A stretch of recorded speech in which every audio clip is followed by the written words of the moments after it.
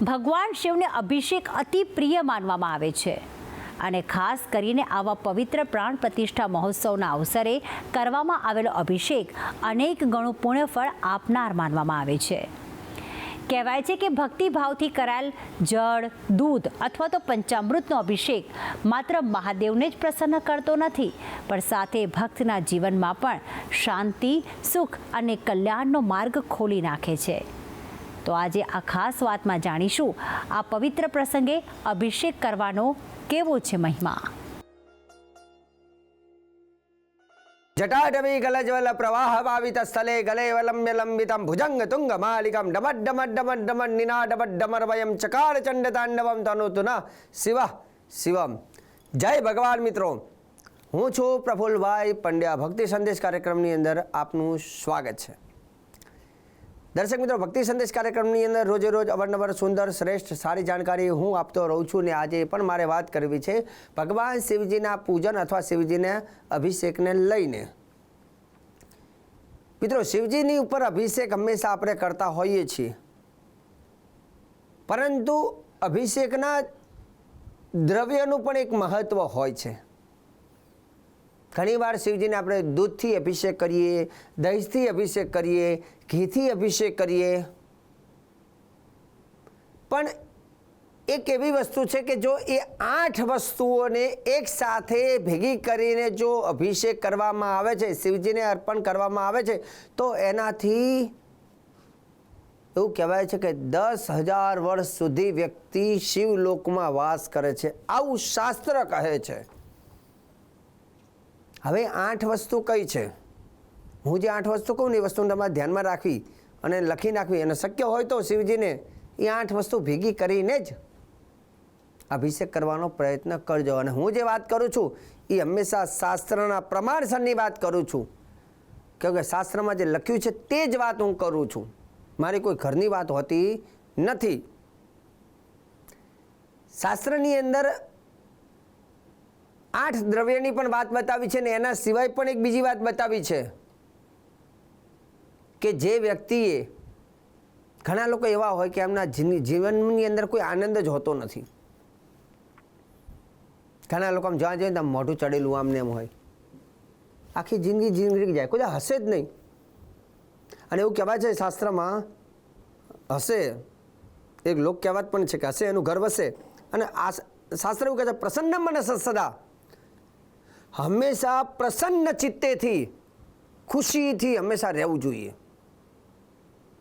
મોઢું હંમેશા પ્રસન્ન મુદ્રા હોવું જોઈએ, ગુસ્સામાં નહીં, ઉગ્રમાં નહીં, ઉદાસીન નહીં। જે ઉદાસીન મુખ હોય ને એનો દિવસ અને એનું જીવન ઉદાસીન જ રહે છે, પણ જે પ્રસન્ન મનસ હંમેશા હસતો હોય છે ને એને જોવાથી બીજા લોકોને મજા આવે, હા કેટલોક હસે છે, હસતા રહેવું। અને જીવનની અંદર હંમેશા જેની જોડે બધું છે છતાંય ઉદાસીન રહેતા હોય એને ખાસ કરીને આ વસ્તુ કરવી। એવું કહેવાય છે કે આ ઉપાયથી વ્યક્તિના મુખ ઉપર અને એના જીવનમાં આનંદની પ્રાપ્તિ થાય છે। આનંદ બહુ મહત્ત્વની વસ્તુ છે। ઘણી વખત ધન સંપત્તિ ના હોય પણ માણસ એટલા મસ્ત રહેતા હોય ને, મસ્ત રહેવું ને એ પણ ઈશ્વરીય કૃપા સમજવી। એવું કહેવાય છે કે આ ઉપાયથી વ્યક્તિને લાંબા સમય સુધી આનંદની પ્રાપ્તિ થાય છે। એની પણ વાત કરીશ, આનંદની પ્રાપ્તિ માટે 8 દ્રવ્યની પણ વાત કરીશ કે 8 દ્રવ્યથી શિવલોકમાં 10,000 વર્ષ સુધી વાસ થાય છે। એના માટે શું કરવું, બધી વસ્તુને આજના કાર્યક્રમમાં ભેગું કહેવાનો છું। પહેલાં વાત કરી લઈએ આનંદવાળા વ્યક્તિની, જેના જીવનમાં આનંદ નથી ને એ લોકો માટે। તો એ લોકો શું કરવું, શિવજીને શું અર્પણ કરવું? શાસ્ત્ર એવું કહે છે અર્ઘ્ય પુષ્પ જલોપેતમ, અર્ઘ્ય પુષ્પ જલોપેતમ યહ શિવાય નિવેદયેત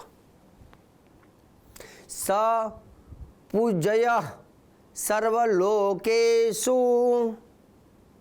શિવ વન મોદતે ચિરમ। એવું કહેવામાં આવે છે કે શિવજીને આ દ્રવ્ય અર્પણ કરો, જેમાં કલશની અંદર ગંગાજલ પધરાવવું અને ગંગાજલની અંદર શક્ય હોય તો ગુલાબના પુષ્પ એની અંદર નાખો. સુગંધિત સુવાસિત પુષ્પ, ગુલાબના પુષ્પ એમાં પધરાવો. ગુલાબની પાંખડી, ગુલાબના ફૂલ લેવા, પાંખડી લેવા. ગુલાબનું ફૂલ પાછું તાજું હોવું જોઈએ. હો, 2-3 દાડાનું કરમાઈ ગયેલું, ગંધાઈ ગયેલું અંદર ના નાખતા, નહીં તો આવી બને પાછું જીવન ઉપરથી બગડી જાય. કેમ કે જેવું તમે આપો છો એવું જ સામે મળે છે. દેવતાઓને હંમેશા તાજા પુષ્પની વાત છે.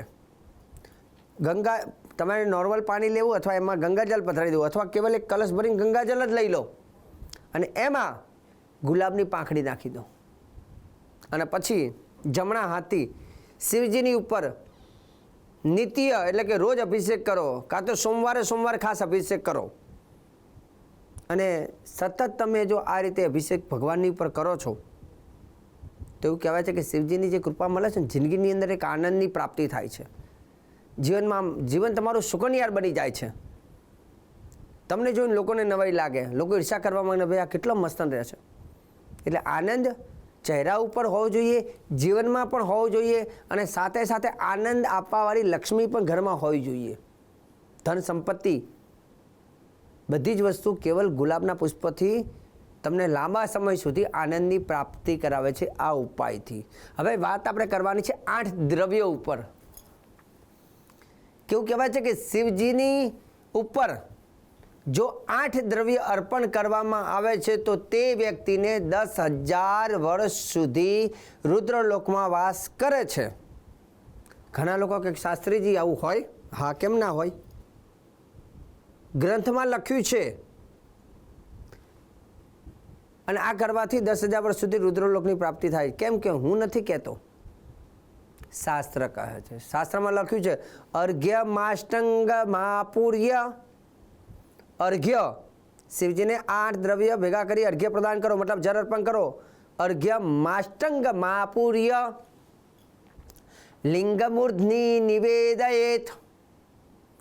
10 વર્ષ લખ્યું છે, 10 વર્ષ સહસ્રાણી, 10,000 વર્ષ, 10 વર્ષ સહસ્રાની રુદ્રલોકે મહીયતે. રુદ્રલોકની અંદર 10,000 વર્ષ સુધી શિવજીના લોકમાં વાસ કરવા મળે છે આ ઉપાયથી. 8 દ્રવ્યથી શિવજીને ઉપાય અર્પણ કરવાથી રુદ્રલોકમાં વાસ થાય છે. હવે પ્રશ્ન આવે શાસ્ત્રીજી અહીંયા 8 દ્રવ્ય તો કહો, કયા 8 દ્રવ્ય? તો એ પણ કહી દઉં. એ 8 દ્રવ્ય કયા? આપહ ક્ષીર કુસગ્રાણી.